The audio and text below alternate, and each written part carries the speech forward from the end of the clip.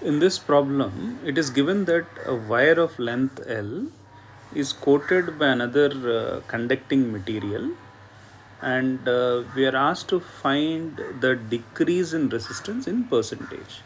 Okay, so let's understand the given diagram. Okay, so this is the wire they are talking about. Okay, so this wire is coated by another material. Okay, so this is the coating that we have. Okay, so let's indicate maybe the radius of these wires. So let's say the initial wire that is given, uh, let's say that's the axis of the wire. The initial wire has radius r. The coating itself is equal to the radius of the initial wire. So from the axis, if I include the thickness of the coating, I think for the composite wire, okay, so the final wire, the radius will be 2r. Okay, so just keep that in mind. Now for the initial wire, initially,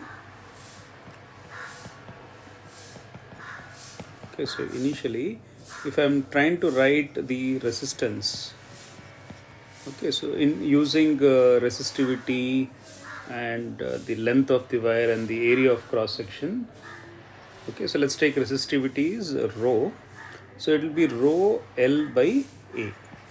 Now the area of cross section, that orange cross section, we are writing in terms of the radius. So we will get rho L by pi r square.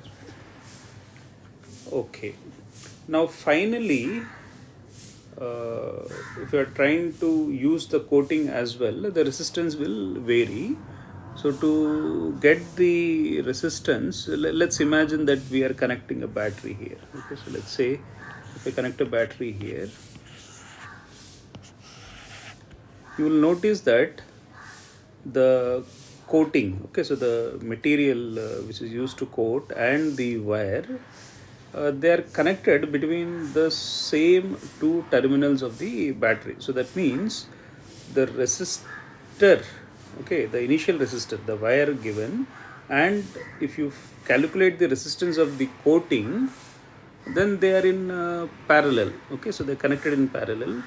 So first let us get the resistance of the coating. So once we get the resistance of the coating, that will be in parallel with the resistance of the wire, and we use parallel combination to get the overall resistance, and then that will be compared with the given resistance.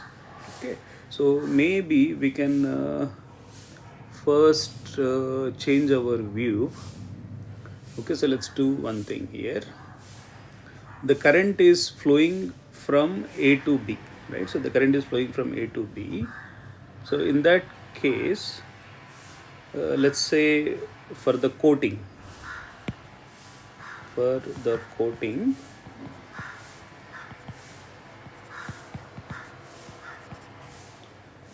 I'll put RC. Okay, so that's the resistance.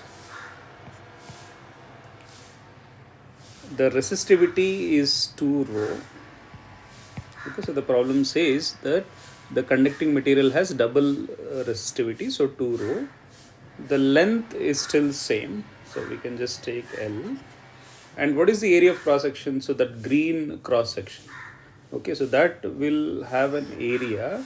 So if I take the overall cross section, I include the orange section and the green section, the radius will be 2r. So in that case, the area of cross section is pi into 2r whole square, and then I need to subtract the inner area of cross section, which is pi r square.